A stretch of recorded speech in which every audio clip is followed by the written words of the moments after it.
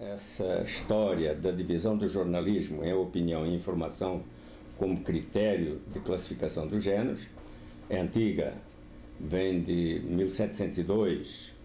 Nesse ano foi fundado em Londres o primeiro jornal diário de natureza política do mundo. Chamava-se Daily Courant e ele nasceu para dar notícias das várias guerras em que a Inglaterra estava envolvida nessa época. O povo precisava de informações, tinha os seus jovens envolvidos em batalhas, morria muita gente e havia uma demanda social por notícias.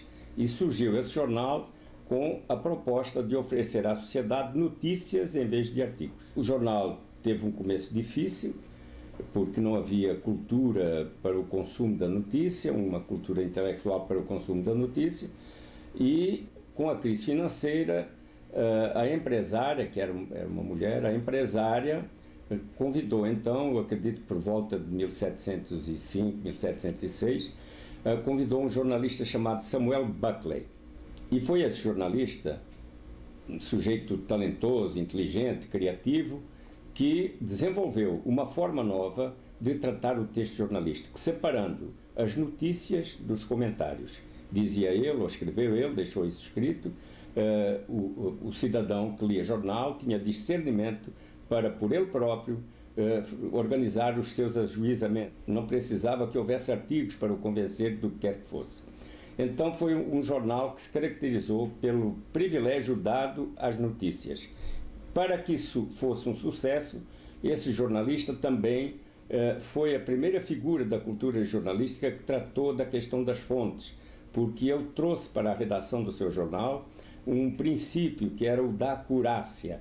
Era um princípio da física que, transportado para a cultura jornalística, resultou numa valorização da origem da informação. Dizia ele aos seus repórteres: se as fontes forem boas, a notícia será inevitavelmente boa. E esta adaptação traduzia o princípio da física que estabelecia o seguinte: se todos os procedimentos preliminares forem bons, os resultados serão inevitavelmente bons. Ora, quando Samuel Buckley propôs a separação de notícias dos comentários, ele não propôs uma divisão de opinião e informação, propôs uma ideia da forma de passar conteúdos para os leitores.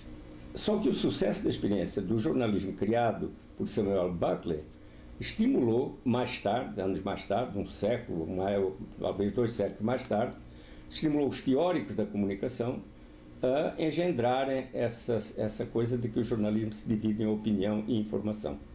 E isto é uma fraude conceitual, porque não há como separar opinião de informação.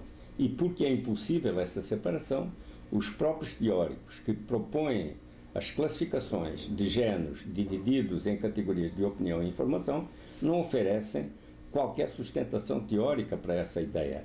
São sugestões e são explicações meramente funcionais. A lógica com que eles trabalham é uma lógica funcional e não uma lógica teórica. Ademais, os teóricos que propõem a divisão do jornalismo em opinião e informação dão a essa sugestão, dão a essa ideia um viés moralístico, ao sugerir que a opinião contamina a informação, torna a informação suspeita, como se fosse possível selecionar o que é mais importante, o que tem maior relevância, por critérios que não sejam opinativos, que não sejam um reflexo do exercício opinativo.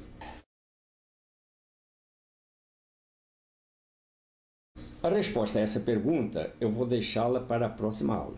Por enquanto eu direi apenas o seguinte: toda a minha proposta de teoria dos géneros está apoiada nas ciências da linguagem. Eu fui às ciências da linguagem para entender a lógica dessa questão. E o que eu proponho como classificação de géneros e como teoria dos géneros jornalísticos, uma nova teoria dos géneros jornalísticos, é o entendimento de que o exercício da linguagem no jornalismo é um exercício essencialmente performativo. Isto é, nós usamos a linguagem para agir e interagir, portanto, para realizar ações transformadoras.